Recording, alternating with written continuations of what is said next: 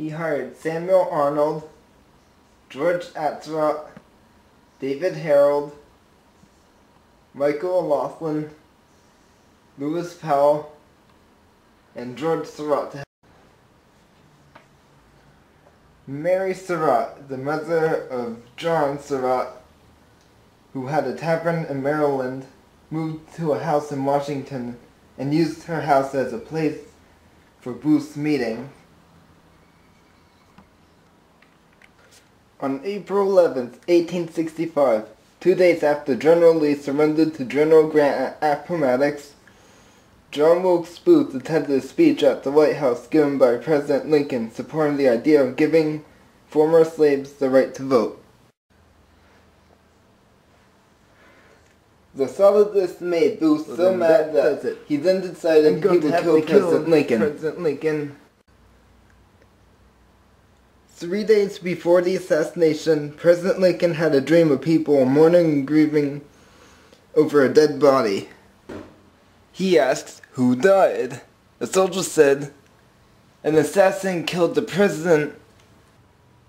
On April 14th, 1865, John Wilkes Booth was at the Ford Theater when he overheard from someone that President Lincoln, along with his wife Mary, and General Grant and his wife would be attending his wife and the Grants. They're coming to see the performance of Our American Cousin.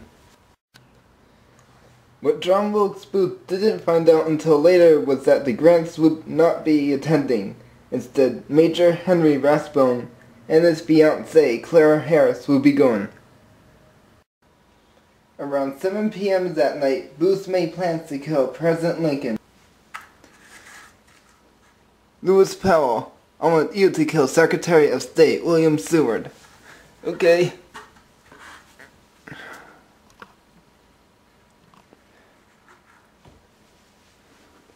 "George Atzerott, I want you to kill Vice President Andrew Johnson." I can't. I only came and joined this group because I wanted to be part in only the kidnapping. Too late. You had your choice. Now you're stuck with it. Around 10:15 p.m., Booth was able to sneak into the presidential box where Lincoln sat because a policeman hired to guard the president had left his post. When actor Harry Hawk said his big line, "Don't know the manners of good society, eh? Well, I guess I know good enough to turn you inside out, you sock-dogizing old man chap." There was a roar of laughter, and at that moment, Booth pulled the trigger out of his gun to shoot President Lincoln, knowing the laughter would muffle the gunshot.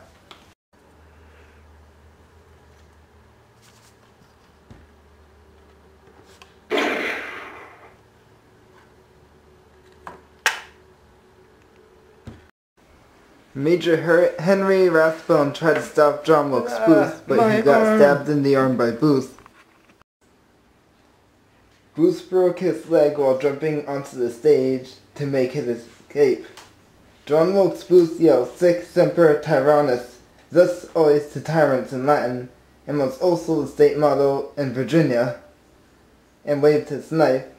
He exited the theater, got on his horse, and rode out of town.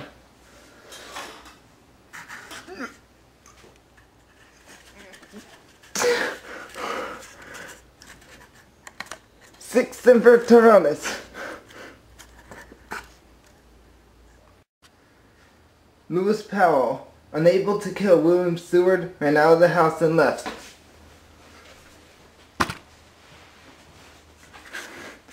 I'm mad! George Atzerott went to the Kirkwood Hotel where he was to kill Vice President Johnson, but he went to the hotel bar and got drunk and nervous and never even attempted to kill Johnson. Should I do it or should I not? Should I do it? Oh man, I don't think I can do this. I can't do this.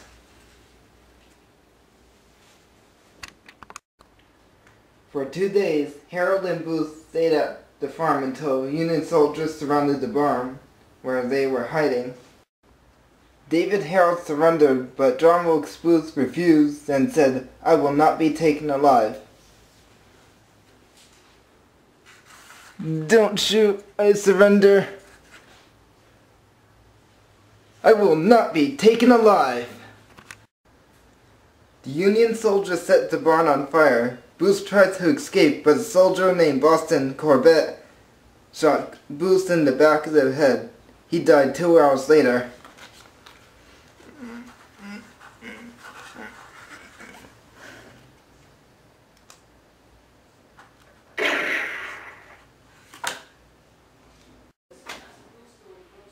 On July 7, 1865, Mary Surratt, Lewis Powell, David Harold, and George Atzerodt were executed by hanging. Mary Surratt was the first woman to ever be hung by the U.S. government.